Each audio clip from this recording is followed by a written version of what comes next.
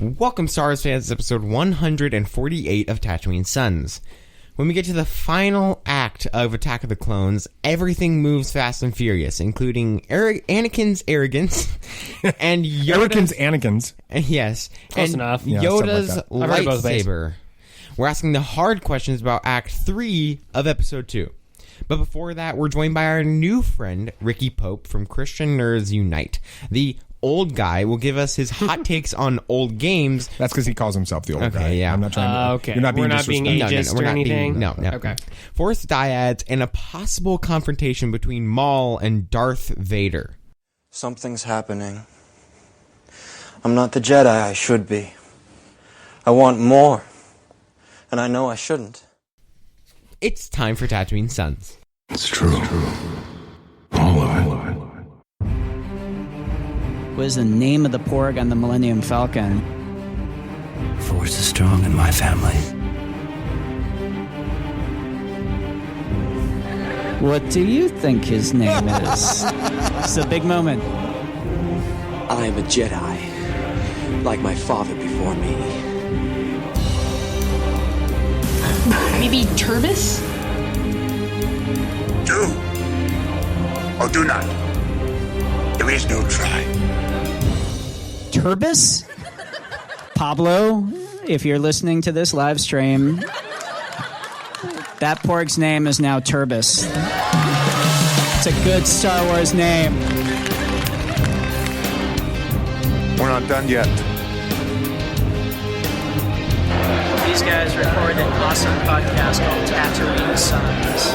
Everybody was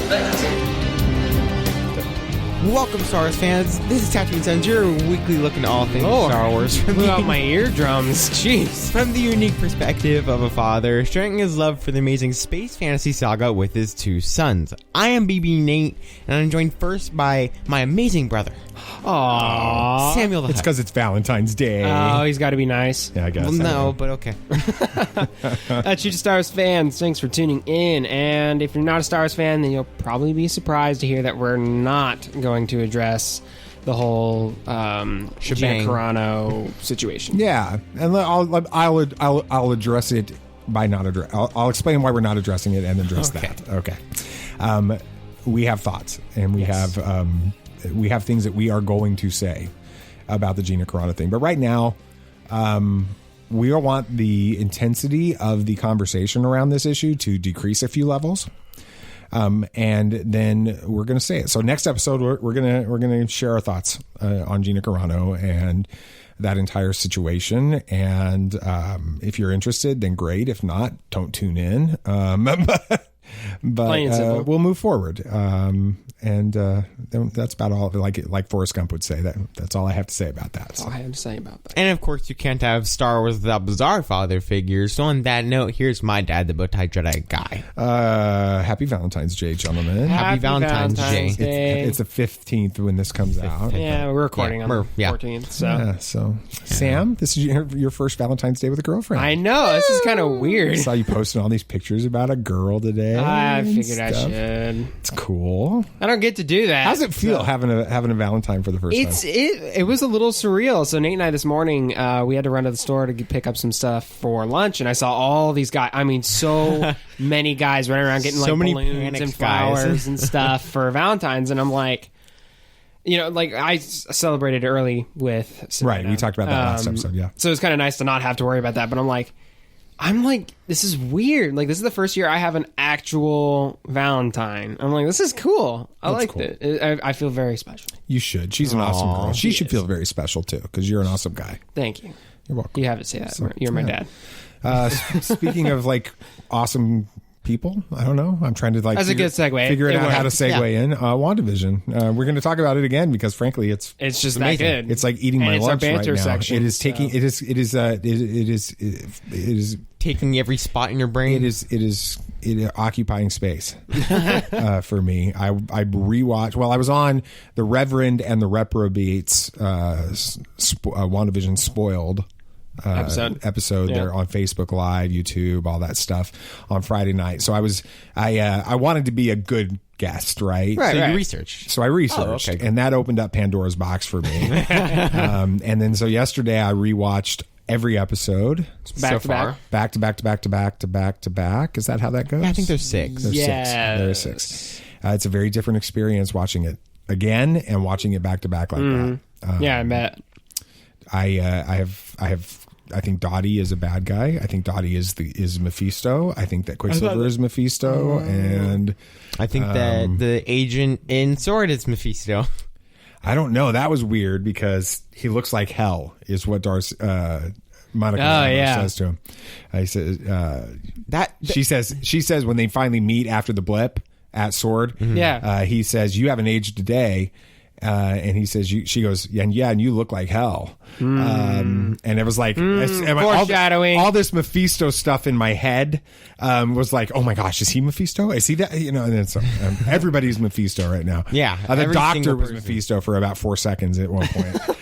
That was delivering the twins. So, well, actually, he didn't deliver any of them, did he? No. Nah. Which is weird. Monica did that. Yeah. So anyway, okay. Well, what are you guys thinking about? What are you thinking about WandaVision? Oh, I'm loving it. I'm liking it. To all the people who watched the first 2 episodes and were like, I don't know, this is weird. I don't like it. Yeah, 1, 2, and 3. Just get to the 3rd episode, and it's all amazing. Well, no, okay. Don't say the 3rd episode because the 3rd episode felt a little bit like a filler as well. It was kind of going back and explaining stuff. But 4 and 5.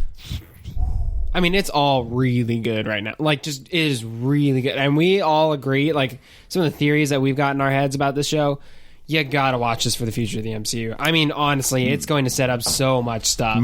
We do know that there is a Fantastic Four coming to the MCU. Correct. Yes. And I am convinced that Monica and Agent Wu Jimmy are on their way to go meet Reed Richards. I mean, they were talking about cosmic background radiation, which is the stuff that turned the Fantastic Four into the Fantastic Four. Right as Monica was like, I have an aerospace engineer I should call, and they focused on that so much. I'm like, who is that? Yeah. So she texts him or reaches out to him, and now he's waiting for them. Right. My only wild theory, and this actually changed since I was on the show Friday night with the Reverend and the Reprobate, because I was able to develop this watching the show yesterday, was I know that it's Reed. I'm pretty confident it's going to be Reed Richards. Okay. My question is this the origin story of the Fantastic Four? Yeah, but we got to have 3 others. Right. So does that mean Johnny he brings Susan, Johnny, and Ben? Ben, yeah. Does he bring them with him to do this? Yeah. And they're all caught up in the Hex, and the Hex is using all this cosmic background radiation, which is what turns them into the Fantastic Four. We already know Monica, her DNA has been changed, right, twice, and she's going to be, and she's so closely tied in some of the comic books to the Fantastic Four to Reed Richards. Oh, okay. So there's a history here. It just makes sense. So interesting. If you're not watching it, check it out. Yeah, please. And maybe on the next episode we'll explain a little bit more why we are a little bit excited, more geek culture focused right now. Right now it is about 80 degrees out here. Beautiful. It's wonderful. So nice. Central Florida. T-shirts and cargo pants right now. In Colorado, where we moved from, it's -10. I don't miss that. The rest of the nation is on frigid temperatures. Even Alabama right now is in frigid temperatures. So it feels good to be here. And we're over here. We're a little slice of warmth. Yeah. Feels good. It's nice. Even Nate, it was not, it was Valentine's Day was a big day for you too. It was. You got a girlfriend? No. No. I got something better. No. BB Nate, I'm going to give you 60 seconds. Oh. Should I set the timer? You ready to time it, Samuel the Hutt? Wait. No. All right. Wait. You ready to go? Yeah. I'm ready. All right. I'm going to give him 60 seconds to share his thoughts on the final trailer for, is it called Zack Snyder's Justice League? All right, you ready? I'm ready. Go. Okay, well, we got the Bat Tank. That's awesome. We have Darkseid, which is also awesome. We have Desaad and Steppenwolf and Granny Goodness, and everything in this is just panning out to be so much better than the original. And it's just, I love how we're getting the regeneration suit, the black Superman suit, and we're getting... I'm a little disappointed we don't have the mullet, though. Yeah, a little bit. But Superman mullet? Yeah. From the comic books? Looks good. Yeah. But Jared Leto's Joker looks a little bit better than Suicide Squad. A little? It looks like he's going to be... Joker. He looks like... a cross between Heath Ledger and Joaquin Phoenix. Yeah, and it's so exciting, and I can't wait. It's in 4.5 hours. It's going to be awesome. Oh, jeez. It's a marathon in and of itself. It's a month from today, isn't it? Yep. Wow. Well, it's 18th, but oh, it's 18th. Okay, not the 14th. All right. Time's up. That's pretty cool. Yeah. Yeah, it looks interesting. I'm definitely now. Sam, you have not seen the Justice League movie at all. No, so I'll be going into this with fresh perspective. BB Nate, you are all in on knowing everything about the Justice League movie, the Zack Snyder's version. You're spoiled at this point. I'm not really spoiled, but I've learned stuff that was going to be the original version that Warner Brothers said that he couldn't put in because it would be too dark. But now this movie is going to be dark, so I don't know if he's going to put it in or not. So for the first time, I can say I think BB Nate said more in the last 5 minutes than he has in the last 5 episodes. I agree. Because we said Zack Snyder's Justice we said League. DC, and he just went off. Yeah, exactly. Maybe you want to tune in next episode as well. Find out why that's important. It's very important. And you're just dropping little teasers here. Little truth bombs coming out. I'm gonna have one more teasers. What's that? I don't know, but you gotta have one more. You did one for Sam and one for me. You gotta do one. Oh yeah. Oh, I don't know. I think I'm just going to I'm trying to, self-care and mental management is the only thing that's going to be on my plate for the next week. We've got 6 people invading our house starting tonight. Ooh. And they're awesome people. Oh yeah. It's your Nate and I's best friends and their parents and their little brothers. Yeah. So there's 4 kids, 4 boys, 4 stinky boys, all going to be sleeping in the same room. That could be locker room level stank. We're gonna just go in and spray when they're gone at dinner time. We're spraying Febreze. We're gonna get an ozone machine to put in there while they're gone during the day. Just because 4 boys, teenage boys, preteen and teenage boys in the same room for all night, that could be ugly. And then so you guys are going to be spending a lot of time at Disney this week. We'll go, Christy and I'll go at the end of the week, hang out with you guys, but it'll be good. But it's it's definitely for the introvert that I am, it's just kind of like, oh my gosh, our family's about to get invaded. So just hide out, just hole up in your room. Well, I'm going to be here I'm going to be here out during the day while you guys are all at the parks anyway, working. So not a big deal, but cool. Very cool. Well, I guess it's time for us to have that fun conversation with Mr. Rick. Now, Ricky Pope is awesome. He is a very cool guy, and we're excited to have him. By the way, on that's here. a fun name to say. Ricky He's just Pope. got a cool. Ricky tuned in on. He was like the featured chatter on the Reverend and Reprobate show the other night. Like every time they would bring somebody's chat up there. Is your phone beeping? It's probably my grandparents calling. You want to put him on? It's 4 hours after they said they would call me. I don't think it's quite that long. It's 3 hours. Oh, okay. Sorry. Excuse me. Yeah. So they don't listen to this anyway. They'll have to wait. So, So anyway, he was the featured chatter on that. Okay. Cool. Yeah, he's here. So an old game got a new update, and it didn't go well. Is there a new Force Dyad coming to the High Republic? And what could a Vader versus Maul duel? Did you notice I spelled that wrong? It's still pronounced. It sounds duel. right. That's the beautiful thing it's about spelled audio. like mule with a D. Deal. What could that have been like? Oh my goodness. Ricky Pope from Christian Nerds Unite is joining us next on Hot Takes after the break. This is Tatooine Sons. This is where the fun begins. Well, you want the bad news or the really bad news? Impressive. Every word in that sentence was wrong. Hey, Ricky Pope, how you doing, man? Doing fantastic. Good to have you on. It's good to be here. It's awesome. So so Ricky and I just kind of became acquainted with each other over the past month or two through a pretty fun, awesome Facebook page. I know Sam and Nate have both participated and joined the group as well. So tell everybody about Christian Nerds Unite before we get into things. Sure. Christian Nerds Unite actually launched about a year ago in January, and started out as a Facebook page, and I've always wanted to do a podcast version at some point.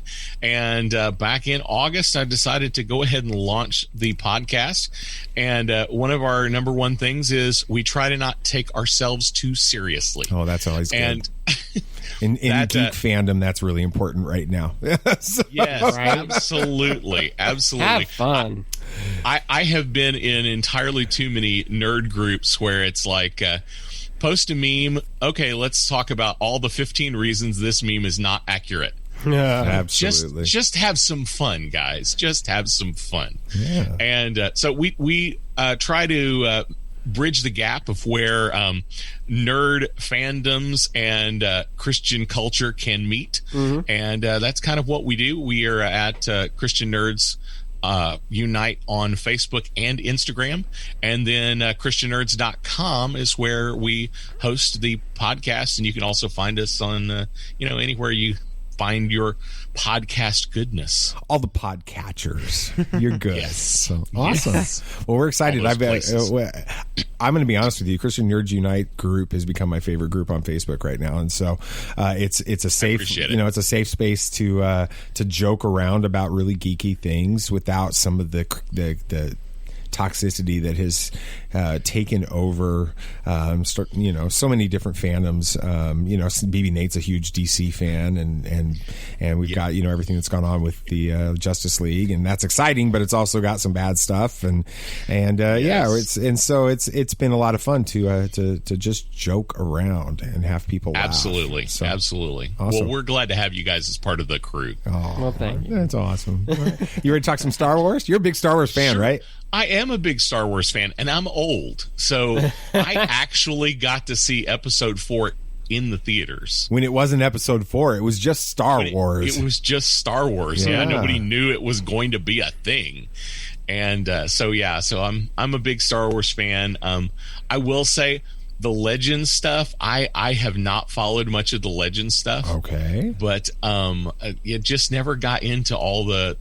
I wasn't a big reader when I was a kid, so there's like this huge backlog of stuff I could be reading, and I never got into it. But later on, I got into the Heir to the Empire series, which I absolutely loved. You and I followed a very similar trajectory. I wasn't quite old enough to go to the theaters in '77. I was only 2, and my family didn't really go to movies. I think I told you this first time we spoke. My very first experience with the movie theater was Star Trek: The Motion Picture on Christmas Day, and that's probably why I'm a Star Wars fan today. Hey, you liked Star Trek for a while. I did, but it's that movie is absolutely not good. I would watch the Star Wars Holiday Special before watching Star Wars. Really? Ooh, wow. All right. Let's do some hot takes. That's bad. That is bad. The 2005 version of Star Wars Battlefront got its first update in 3 years this week, which is amazing since the game is more than 15 years old, which is, if you do the math, that's how that works. Anyway, the bad news is that it crashed the game.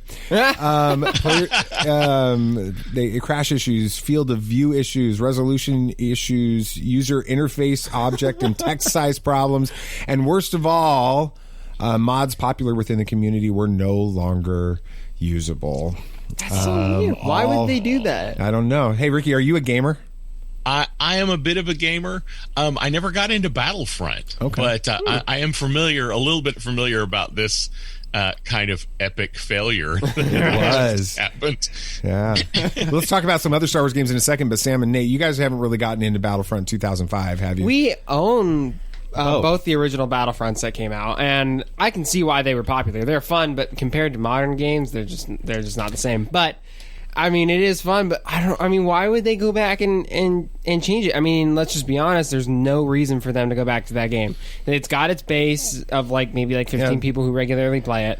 Why would you disable the mods? Why would you break the game? I don't understand why they're even focused on that game anymore. And what I find so funny is that 15 years after this game came out, they're still updating it. But 3 years after Battlefront 2 comes out, they're not updating it anymore because. Yeah. That makes sense. It doesn't make a lot of sense. It's kind of classic Star Wars for us. So Ricky, there is a thing here. There is a thing here about nostalgia. Yep. If you are the kind of person who was old enough not to have kids when this game came out, and you are very nostalgic for it, and now you have kids that are old enough to play it. you are the kind of person who's going to bring it back into your house and try to introduce it to your children. Okay. Which I see this across tons of fandoms, especially with things that are appropriate for kids that I had. Right. I saw all sorts of stuff about 10 years ago. They just started bringing stuff back. Old things that I had watched when I was a kid, trying to reboot them now. And it's absolutely trying to build nostalgia to get people like us to show our kids and buy it again. Well, Star Wars did that for us. I mean, with just the rebirth of Star Wars in the Disney era. This podcast exists because Samuel the Hutt and BB Nate got excited about Star Wars, and I was like, I was excited about Star Wars. This is something we can do together, and Star Wars became our where thing. it got us. Yeah, for better or for worse, at times with it. Absolutely. What now? Did you ever play any kind of Star Wars games, Ricky? Were you an old Republic guy? I was into Rogue Squadron. Nice. Now, so did you play the new Star Wars squadrons yet? I haven't. I haven't. I played the old Rogue Squadron, and it has made me vaguely interested in the movie that's supposed to be coming out. Yeah, Rogue Squadron's coming, yeah. Yeah, I'm a little conflicted there because movies based on video games don't typically do well. So I'm a little frightened there. But I think they've got a good director. I think it could be something good. Yeah. What do you think about Wonder Woman? Both the first one and 84. Did you see it? I really enjoy both movies. Okay. They both have their issues. Sure. I think the director did a phenomenal job. One of the things that, talking about really quick on the Wonder Woman thing, a lot of people are giving grief to Wonder Woman 84, but she intended it to look like a movie that was made in 1984. Right. Absolutely. Meaning, and I'm a movie guy. I've directed some short films and things like that, so I follow directors and how they do things. She went past the point of, I don't want to make a movie that feels that is modern, that is showing the 1980s. I want to make a movie that looks like it was made in 1980s. And I think that burned a lot of people on the new Wonder Woman. We saw it opening weekend and we loved it. Yeah. I really liked it. Yeah. I thought it was fun. It was a fun romp. But it does have its flaws. Sure. It's got its flaws, but every movie does. Yeah, it was a lot of fun. But I think she'll do a great job directing the Rogue Squadron movie. I'm just hoping the script's good because that's where it's got to be. Yeah. Did you know that there's a rumor that there's a really huge name attached to this project to write the script with her? Chris Terrio. No, God, no. Please, we've already seen this not work. Okay. Sam over here, like, what? He's like, Chris Terrio. Chris Terrio wrote, came back. He co-wrote Rise of Skywalker, and so there was issues with that, obviously. And then Justice League, right? Yes. Yeah, the original. Yeah, he came in with okay. So anyway, but there's some that actually, every time there's an undisclosed super name associated with a potential Star Wars project, or potentially associated with a Star Wars project, it's George Lucas co-writing it, is what everybody's saying right now. No. It would be cool. It would be cool. It would be cool. It would be cool. It would definitely fall into all of the Star Wars weirdness that we love. Yeah. Which is, we could use a little on-screen Star Wars weirdness right now. Okay. Yes. The concept of the Force Dyad was introduced in The Rise of Skywalker. We broke that story on our podcast. I think we did. Not really. We stole it from somebody else. But, it's essentially it's a partnership between two Force wielders that make both infinitely stronger. Of course, the Force Dyad between Rey and Ben Solo was the only thing possible or able to defeat Darth Sidious. It's been teased that Sidious might have been trying to create such a dyad through Anakin Skywalker as well. But now a Jedi Padawan of Yoda in the High Republic IDW Star Wars comic series is connected with another Force-sensitive child on a planet being attacked by the Nihil.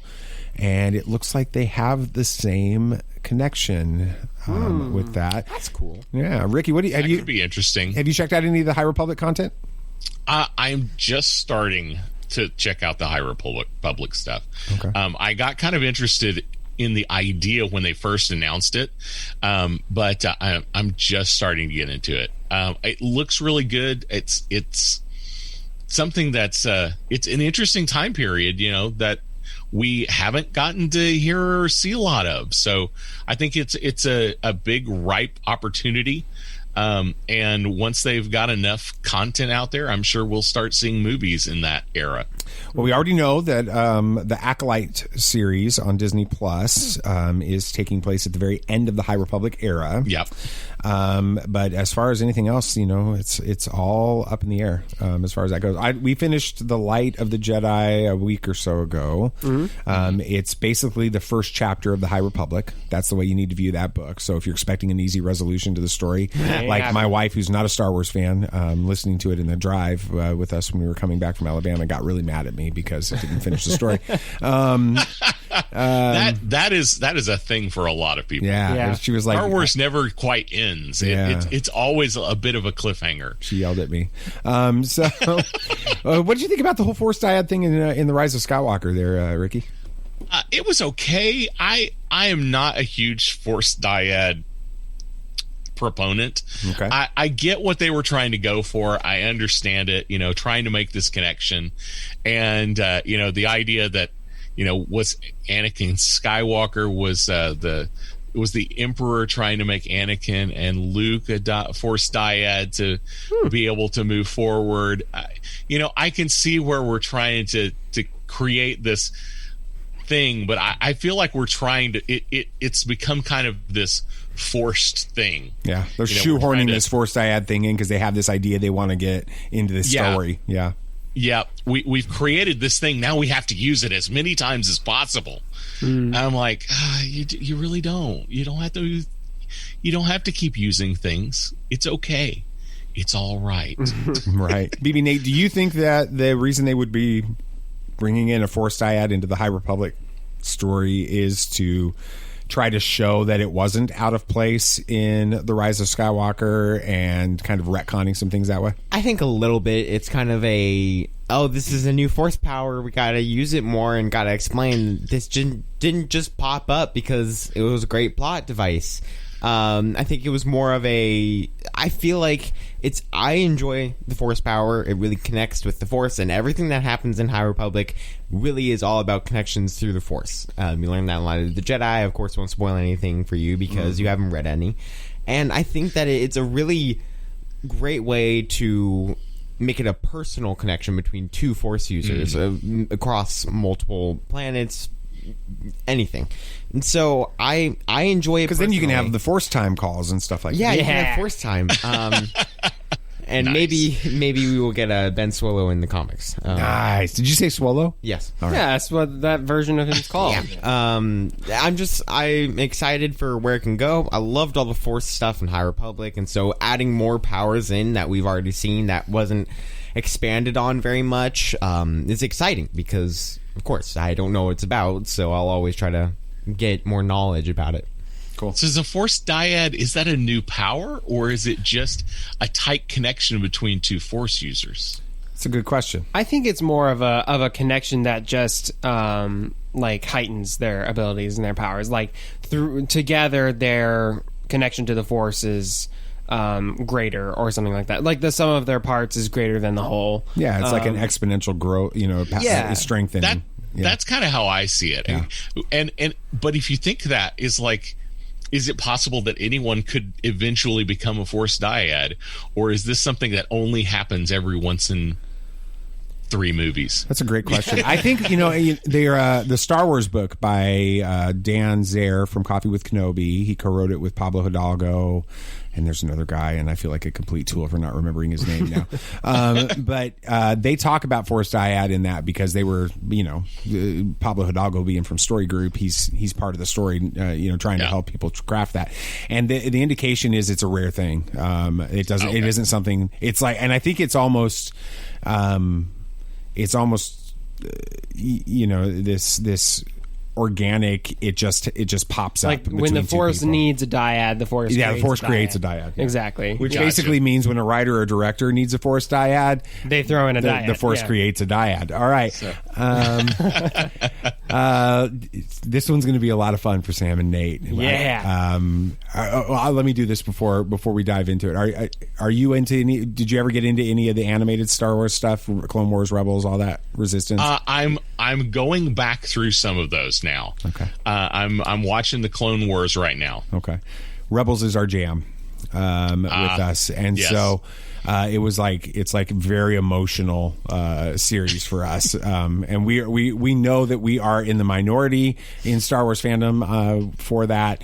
But we also like The Last Jedi. But we also like The Last Jedi. So Dave Filoni originally considered ending Maul's story in a battle with Darth Vader.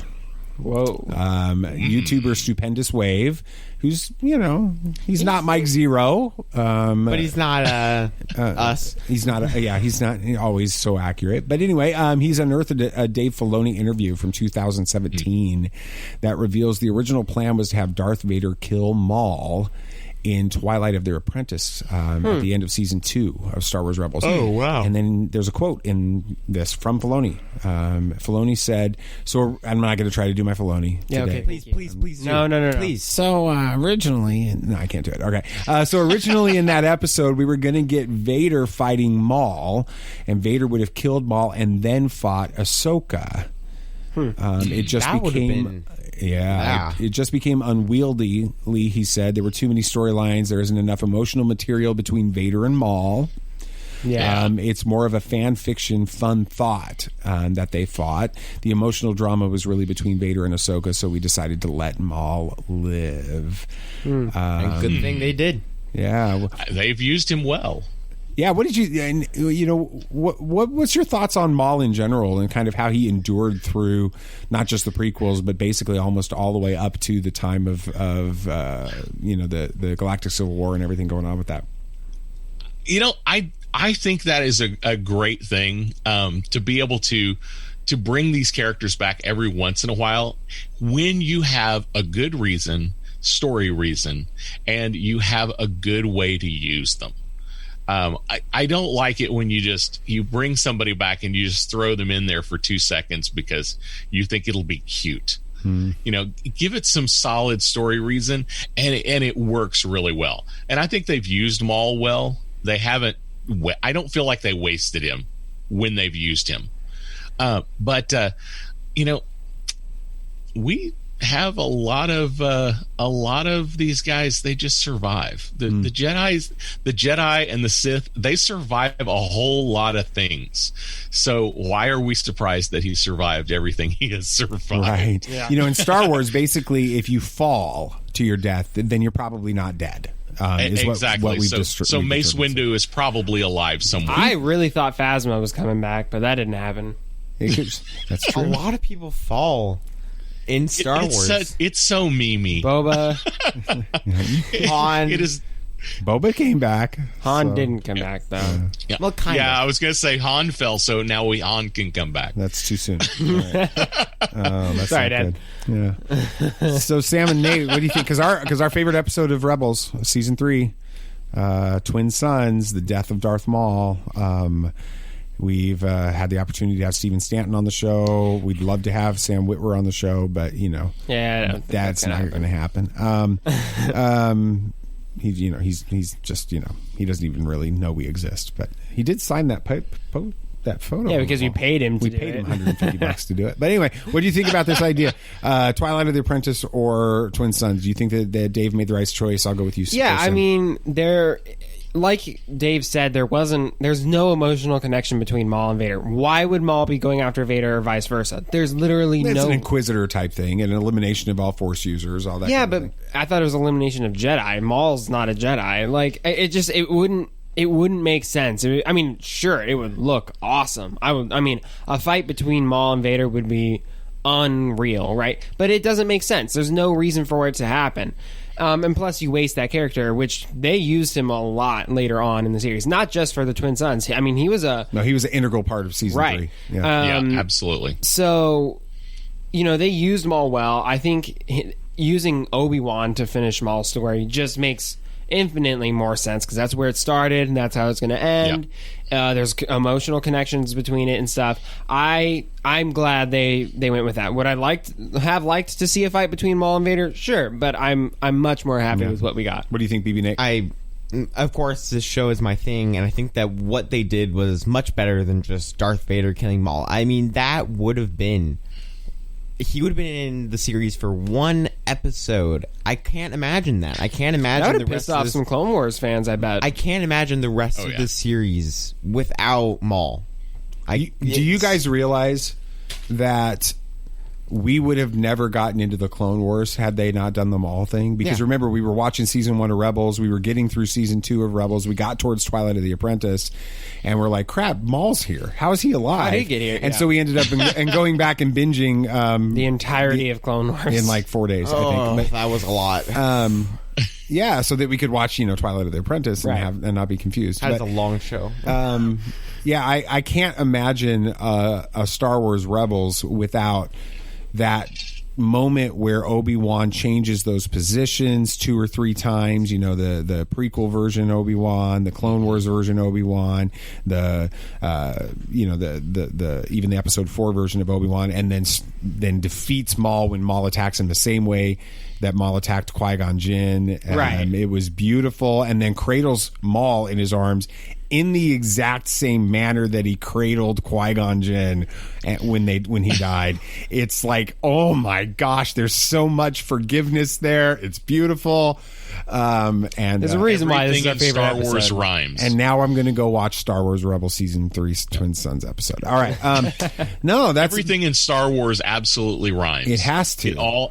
It all has to come back. And that's why I'm really excited that Dave Filoni has been catapulted into this leadership role with these series that are coming out with it. I think that he's going to do a fantastic job.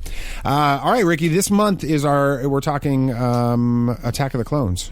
On the show, yes, and I've been listening. Yeah, what are your thoughts on that? We got the prequels when we didn't ever know if we would ever have Star Wars again, and Phantom Menace was kind of awesome and weird, and felt different, and not quite sure how we handled that. And then Attack of the Clones came. What are your thoughts on Attack of the Clones? Like when you first saw it, and now, 19 years later.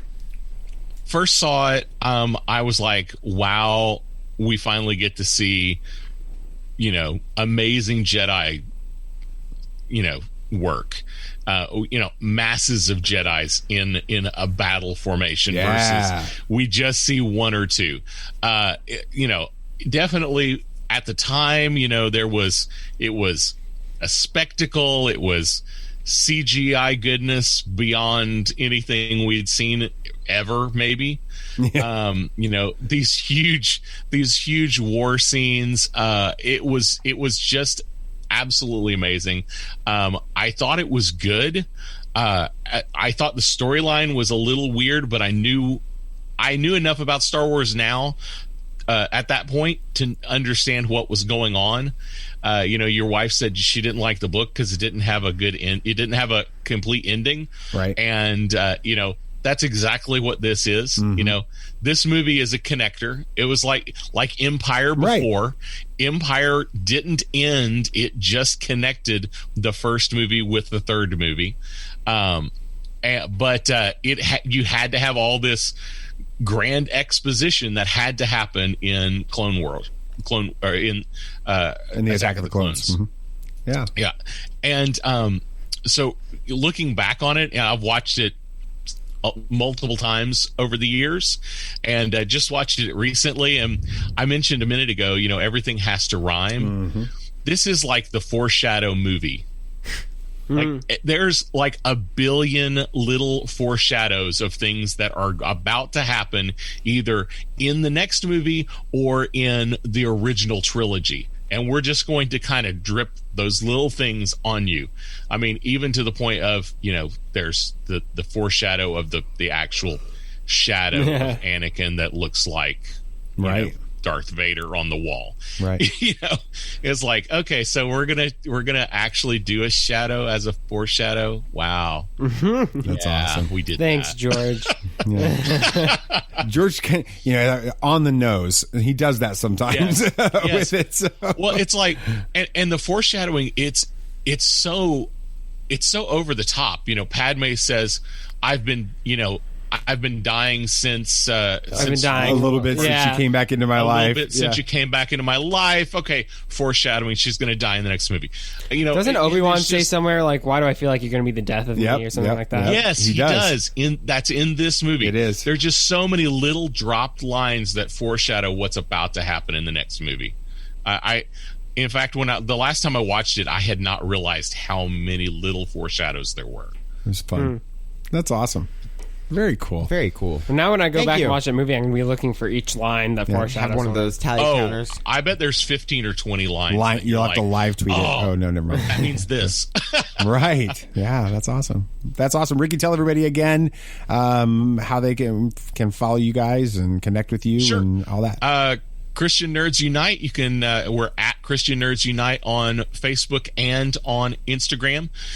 We do have a group, Facebook group, Christian Nerds Unite as well. That's and awesome. If you can't find any of the links, check out ChristianNerdsUnite.com. It's pretty easy to find us. Check out the podcast. I drop it every Tuesday morning. Definitely check out the podcast. It's a lot of fun. It is. I've been listening to it for the last several weeks. So since we connected, it's great. Very cool. Awesome. Ricky, thank you so much for jumping on the show with us today. Yeah, thank you. Absolutely. And running the gauntlet with us. So Great hanging with you guys. That's cool. Everything moves into hyperspeed when Act 3 of Attack of the Clones gets started. The clones arrive. Kenobi and Skywalker battle Count Dooku. Yoda shows us why he's the greatest. This is true. And then the galaxy has to figure out what to do next. We're looking at the final penultimate, I like being able to use that word, scenes of episode 2 next. And that's up after this last break. If you want to know why Nathan and I are freaking out because you use that word, we were watching a series of unfortunate events on Netflix last night, and we watched the last book, which is called The Penultimate Peril. I didn't know what that word meant, but they defined it in that episode. Well, now you know. So you said penultimate, Nate and I were like, what? And knowing is half the battle. G.I. Joe. All right. This is Tatooine Sons. Bulky religions and ancient weapons are no match for a good blaster at your side, kid.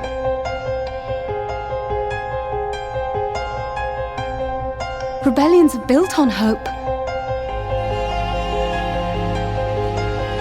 Force is with me, and I am with the Force.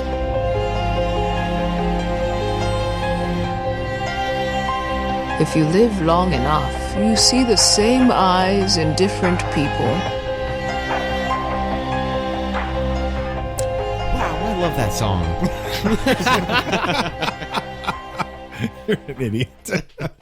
Oh, Lord. The joys of recording with these boys. Okay. Yeah, so the clones have shown up. That's kind of where the Act 3 begins, right? The Clone Wars. The clones attack. Whoa. The attack of the clones takes place. They swoop in there. The Jedi are all surrounded by these battle droids. Stuff has not been going well for them. It has been bad. And it looks like we're going to see like the death of 40, 50 Jedi. Yeah, we know that's not going to happen. That's a hard part about the prequels, isn't it? It is. You know what's going to happen, or no, you know what can't happen. Yeah, you can't kill Kenobi. You can't kill Padme. Yeah, she hadn't had any kids. Anakin's got to turn. Anakin's he can't die, and he's going to turn. Yoda can't die. These types. You okay there? Yeah, I'm good. You can't. These things can't happen. So, there's a bit of this moment of they're going to get out of it. When you're watching this film. Right. And even in the theaters, it was that way.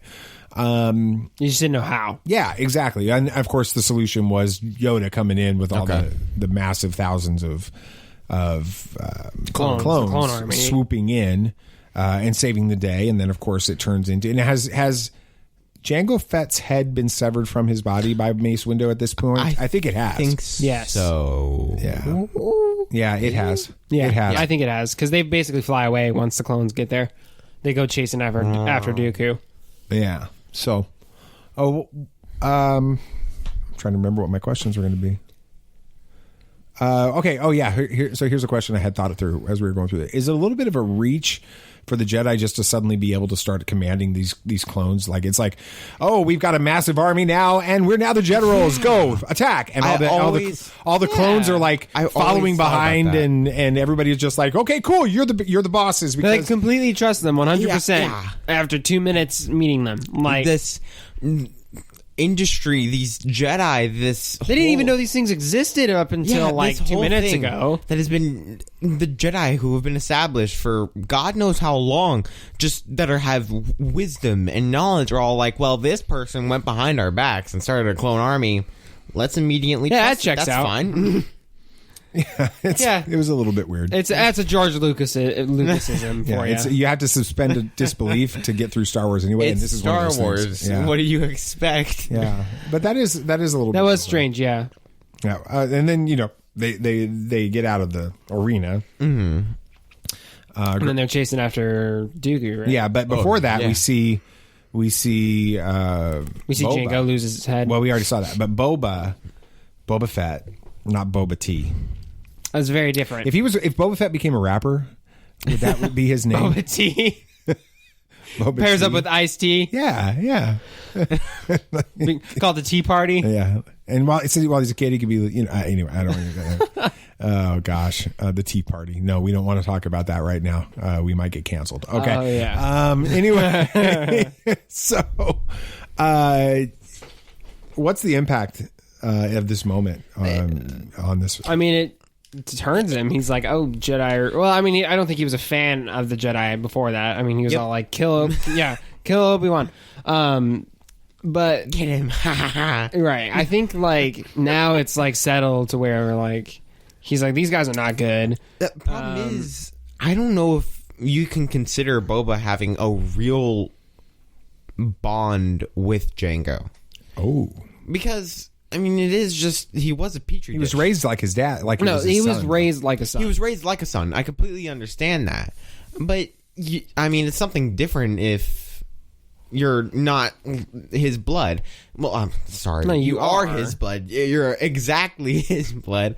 It's strange. You're not the same person. You're not his real son. And I mean, it can feel like it's weird because you're being grown on this planet. You're literally being grown. I think that there was a connection there, like a father and son. I think there was a slight connection, but it's just, I feel like it would be strange. I'm not saying that it didn't affect him in some way. I'm just saying that I don't think it affected the same way as he would be like losing a father or a mother.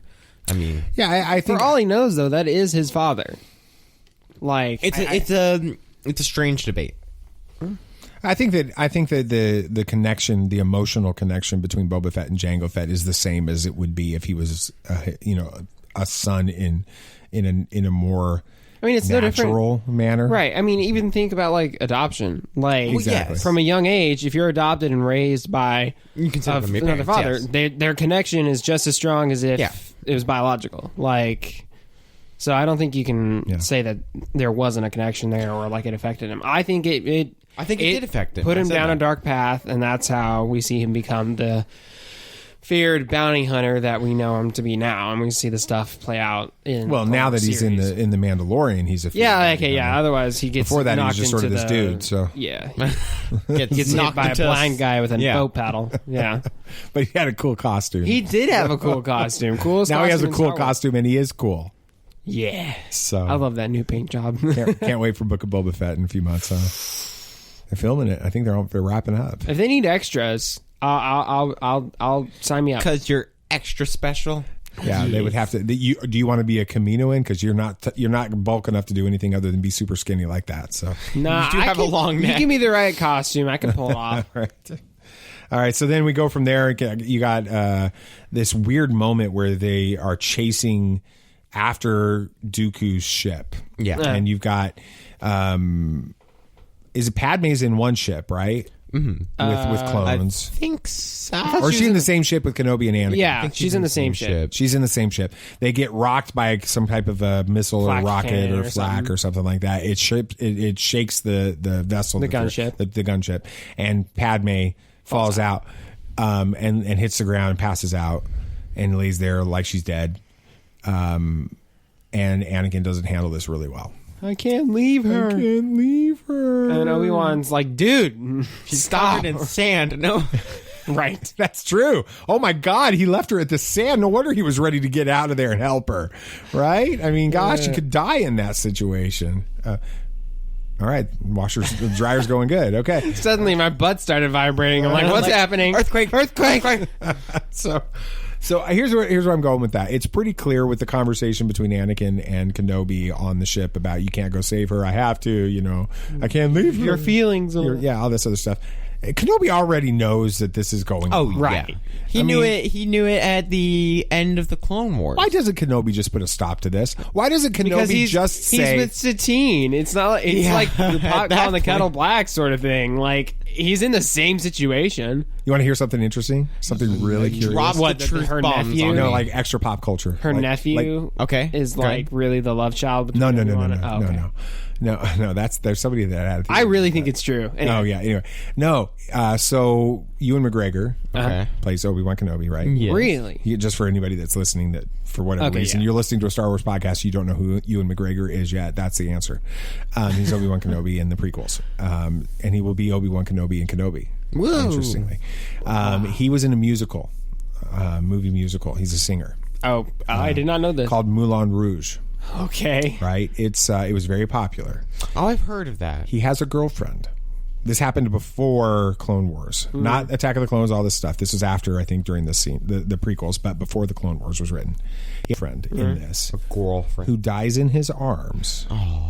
Named Satine. Oh, that's weird. Is that weird? So do you think that Filoni and Lucas named Duchess Satine after her? Yes, probably. Yeah, I think so. That's just for fun. And then has the very same scenario take place where she dies in his arms. Although I don't know why we didn't see Obi-Wan sing. That's kind of sad. So is Moulin Rouge a Star Wars movie in some like parallel twisted universe? Like Indiana Jones? Kind of like that. Yeah. Don't you think that that's the case? I think so. All right. You guys haven't seen it then. Never even heard of it. Yeah. I had to, like, at HSA, they made me watch like parts of it, and I'm like, this is such a strange. It was weird. Yeah. Strange musical. All right. So is it Obi-Wan's fault that the galaxy falls? I keep coming back to stuff like that with him. It's like he put a lot of pressure on Obi-Wan. Do you okay? Maybe this is just me putting myself in his position on Tatooine before the Kenobi series starts. Okay. All right. Could it be he sits there remembering moments like this, remembering moments like in the Clone Wars when he's kind of clearly understanding that something is going on between Padme and Anakin, and all of these things are going on. Do you think that there are these moments where he's sitting on Tatooine after Episode 3, before the Kenobi series, going, "Yeah, I messed that up. Yeah, probably. I should have dealt with that." Well, I think everybody does that in their life. And from a certain point of view story about Obi-Wan on Tatooine, you can see he's beating himself up for things that he didn't do right. Yeah. Yeah. Yeah. I mean, it's natural. It's the whole hindsight thing. Everybody does that. Oh, I could have done this better. I could have done that better. But hindsight is 20/20 because it's behind us. Yeah. Although one thing that like is like mentioned in like that scene where they're chasing after Dooku and they're like shoot him down and then the clone's like we're out of rockets and everybody is like why couldn't you just use lasers? Like these things are equipped with laser cannon, like the like friggin' like mini Death Stars. Why couldn't you use one of those? Why do you have to use a rocket? Right, like because that's what the story needed to move forward. So. We literally just talked about something in like the last segment about it doesn't make sense. Yeah, it's true. So that was the segment before that. George. Yeah, so it's fun. The clone. What makes Star Wars awesome is stuff like that. Right. Yeah. Like and George Lucas this isn't just limited to. Are you going with the Indiana Jones? You know I am. Yeah. It's not just limited to. Are we going to ruin it for everyone else now? We were watching, The Big Bang Theory the other night. We're in season 6. We're actually in season 7. We're in season 7, and Amy Farrah Fowler, is that how you say it? She ruins Indiana Jones, Raiders of the Lost Ark for all the guys because she tells Sheldon that Indiana Jones is completely has no point for the story whatsoever. Everything would have continued on exactly as it did if Indiana Jones would have not been in the story at all. And it's because think about it, because the Nazis would have found the Ark eventually, opened it, and all died. It would have been the exact same scenario. Indiana had no part to play whatsoever.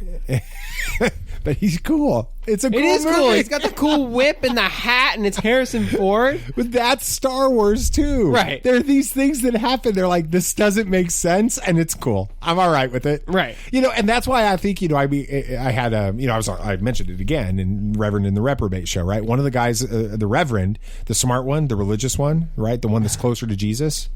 Wow, someone's not biased at all. If they're listening, if Lucas and Dan are listening to this, then they'll think that's funny. But Lucas loves The Last Jedi. Mm-hmm. Dan hates it. The Reprobate hates it. And people don't like the sequels and all this other stuff. Well, people don't like the prequels either. The reality is, none of them actually are flawless stories. No. They all are like, oh yeah, you got to completely just pretend that didn't happen, or ignore this, or just accept something as fact. But that's okay. And Rise of Skywalker is one of those types of movies specifically. You have to just kind of be like, all right, I'm just going to go along for the ride. Fun movie. I'm just going to have fun and go along with the movie, right? And not be so concerned. And that's part of the damage of The Last Jedi. Not that The Last Jedi is not a good movie. The Last Jedi is a fantastic movie. It's genius. Mm-hmm. I believe this, and I think we've made this argument in 3.5 years. It's a masterpiece. It is I think, the best written of all of the Star Wars movies, easily. And I say that looking at my Star Wars Celebration teaser poster autographed by Rian Johnson, as I say that, because I believe this. Right. Okay. The amazing writing of The Last Jedi is what makes The Rise of Skywalker more acute when you get to J.J. Abrams just throwing Star Wars at you. I was thinking about this. I'm like, J.J. Abrams can't finish a story.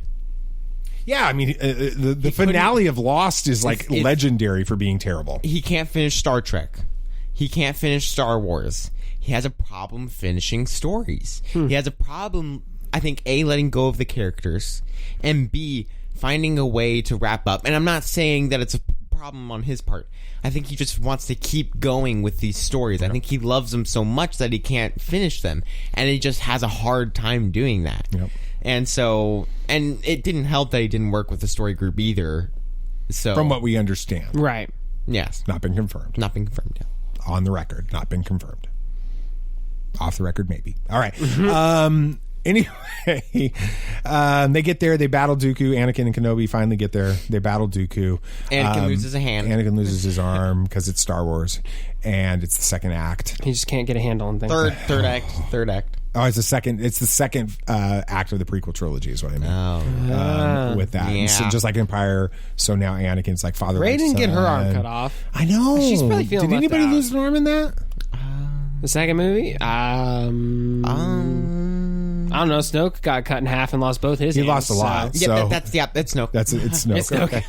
I would have been cool if she lost. I think Ryan intentionally didn't do it because this whole goal was to subvert expectations. Everybody expects somebody to lose an arm, so nobody can lose an arm. Yeah, what's the obsession with dismemberment in the Star Wars community? Yeah. Anyway, you got lasers. So here's my question: Dooku and Anakin. Anakin's arrogance goes at Dooku. They have a cool fight. They have a really cool fight. Feels very original trilogy, Empire Strikes Back level, that kind of stuff. But the question is, could they have defeated Count Dooku had they worked together and not been individual? Yes. They're both very powerful when they work together. Anakin was being stupid, kind of as normal in the prequel trilogy. I mean, they almost completely defeat him. Well, they overpower him in Episode 3 because they work together. Well, but eventually Obi-Wan's taken out, but Anakin still does it single-handedly at that point. Granted, he's more powerful at this. Literally single-handedly because of what happens in this episode. But yeah, I think if they had worked together, then they could have defeated him. Okay, it's just an interesting question. Yes, what if? To think about. Dooku defeats Anakin. He cuts off his arm. We said that. He then defeats Obi-Wan as well, knocks him out, right? That's before Anakin. Yeah. Oh, okay. Yeah. Okay. And then we get this fun fun battle between Yoda and Dooku. It is awesome. The best battle, the second best battle in the prequel trilogy. Yeah, you can't beat Duel of the Fates. You got to put Duel of the Fates on the what? You mean? Excuse me, episode 3. Right. Yeah, you're right. Episode 3 is what I meant. It's a tough battle. There's some fantastic lightsaber duels. There are in this. You've got Duel of the Fates in episode 1. You've got this battle. Okay, and there's some good. Now that I think about it, there's still some good lightsaber battles in the sequel trilogy. Yeah, there are, but different. Different. It is very well. Like in episode Rise of Skywalker, there's that whole one on in The Last Jedi. You don't have a lightsaber on lightsaber battle at all. In The Last Jedi, there's no lightsaber clashed against another lightsaber at all in The Last Jedi. Oh yeah, because they're just fighting like the Praetorian Guards and stuff. Yeah. Again, subverting expectations because Rian Johnson is a genius. All right, is the Yoda Dooku battle overkill? No, it's awesome. You can never him flipping around and jumping off a wall. If any fight in Star Wars is overkill, it's the Anakin Obi-Wan one. That one's overkill. That one's a little flashy. I mean, they're like taking down an entire. They're like floating on a river of lava. That's overkill. That is. And it's okay. It's completely fine. But yeah, no, I don't think this one feels overkill. I mean, it like they had met before, right? And so like they start off trying to do this like battle through the Force, right? And it doesn't work. They're like just matching wits. Well, it's cool too because we learn, I think in this battle at the beginning that Dooku was Yoda's Padawan apprentice. Yeah, Padawan. Yeah, that's different. Apprentice. Same thing. Apprentice. Yeah, it's the same thing. But Padawan. Padawan. Yeah, but Padawan. Anyway, all right. Anyway, which was cool. Yeah. Right, and we get to experience that in Dooku Jedi Lost, which is awesome. Right. Oh, that's a great we know story. you love that. You love that book. Like the story of the master and Padawan relationship is great. Yeah. So it just feels to me like. Yes, love it, scream, cheer, stand up, hoop, holler, especially in the theater the first few times you see it. But now when I'm watching it, I'm just kind of like, wow, it's dizzying. Is that because I'm old? It is tough to follow at times, but I think it makes up for it. It's not a very long duel. It gets over pretty quick. A minute or two. So I think it's okay. It makes up for it. It is tough to follow though because Yoda's doing Cirque du Soleil tricks up in there. So it's a bit weird, but it is. I like it. All right. So if Obi-Wan is on Tatooine between episode 3 and 4, speculating as to areas where he may have failed, does Yoda sit on Dagobah during the same period of time and think I should have let the rock ceiling fall down on those two idiots and gone after Dooku? Right? Yeah. I mean, like, man, none of this would happen. Because if Anakin dies... he was probably doing it right in episode 3 when he's laying... Or episode 6, excuse me. When he's laying there and Luke keeps talking to him and he just wants to die. And he's like, if I had let it fall, this stupid brat would not be keeping me from my nap right now. That's interesting. We get to the end. Jedi find out that... that Darth Sidious is controlling the Senate, which is exactly what Dooku told Kenobi already. Wow. And they don't know who Darth Sidious is. They don't know how he's controlling. It feels like I don't know. I feel like I need to watch Attack of the Clones again to really to really understand some of this because it feels like it's off there. It does. We've got Yoda announcing that the Clone Wars has begun. Yeah. Does that feel weird? And it's probably just like, hey, plug for the new animated series that's going to be coming out. Well, at that time, I don't think that they knew there was going to be an animated series. The animated series didn't even come out until after Revenge of the Sith. Well, so yeah, I mean, usually wars like that aren't named till afterward, right? Like World War I. Well, it was originally called the Great War, right? Yeah, but I don't even know they called it the Great War during the war. Yeah, it was probably afterwards, and then it was named World War II when World War I when World War II happened. So why didn't they call World War II? So why is he all War II? like, ooh, I got a cool name for this. It's the Clone Wars. Like he just has a list of war names, and the first one at the top's like the Clone Wars. Yeah, okay. I mean, you're like sitting and there it's going, stuck. Is there a prophecy we didn't hear about? Or what? Was there a prophecy of the Clone Wars? I mean, it was just George making sure, like, the line that Obi-Wan said. Exactly. That's what it feels like. It's classic George Lucas. Right. Which goes back to what we've talked about. There's things in these stories that are like, well, that doesn't make sense. He shouldn't have said that. I mean, You're right. Who cares? Have fun. They literally could have taken that line out, and the whole when movie was you go and watch episode 4 and he talks about the Clone Wars, you're like, oh, he's referring to that whole when you story. see at the end, even then, if he doesn't say the line and they cut away to 20,000 clones getting on Star Destroyers, you're like, oh, this is the Clone That's Wars. the Clone War. Starting. Right, and the Imperial themes playing and It stuff. felt like they were trying to guide us to like, hey, this is what it means, buddy. It's like we're not quite smart enough, which is sometimes true. Yeah, it's really sometimes true. So, we finished the film.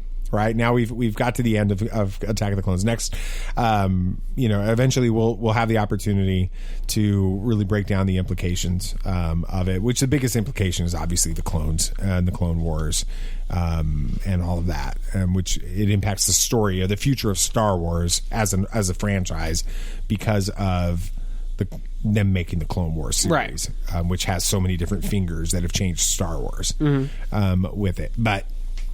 Think about the film in general now after we've talked about all 3 acts. What are your thoughts on it?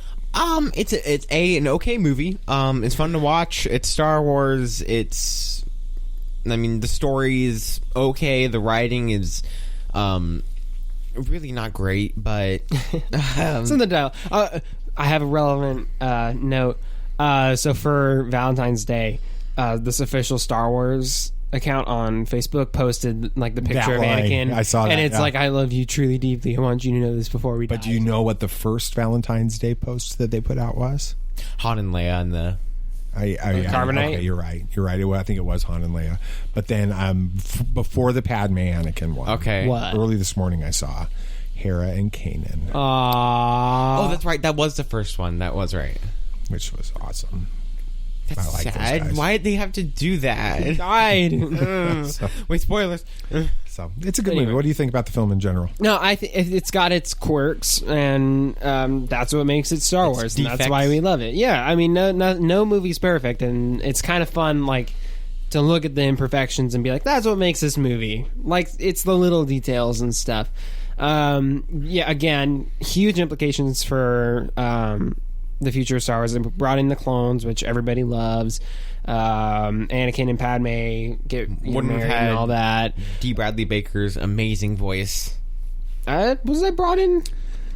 I don't think it was brought in Attack of the Clones, but if we didn't have the clones, we wouldn't have had the Clone Wars. So yeah, and it's got amazing battle sequences and stuff. So it is a good movie if you can get past some of the quirkiness of it. Which is the same about 10 other Star Wars movies. Right. So, yeah, it was fun. Cool. Anything else you guys want to talk about? Anything else? So Ray Park posted an image of his Maul prosthetic on Instagram the other day, teasing a possible appearance in Kenobi. That would be cool. I don't know how I feel about this.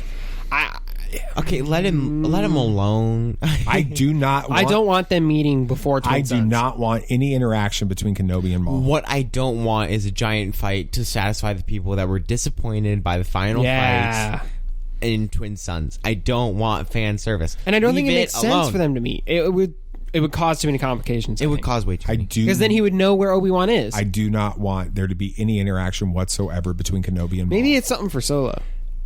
That's why people. That would be cool. I think it's going somewhere series, where I think it's going off that part of the story. Or we do get the Maul Vader battle at some point, which I'd be cool with. That'd be fun. Yeah. You can have a big battle. You don't lose them all, which is what we talked about. Maybe that's how he gets stranded on that planet. Ooh. And that's how time frame. Hold on. What's the time frame? Time frame would work. This is 9 years. What is this? This is right about taking place about the same time as Solo. So he's not on that planet yet in Solo. This is true. That's how he could get there. And that's how Vader knows about it.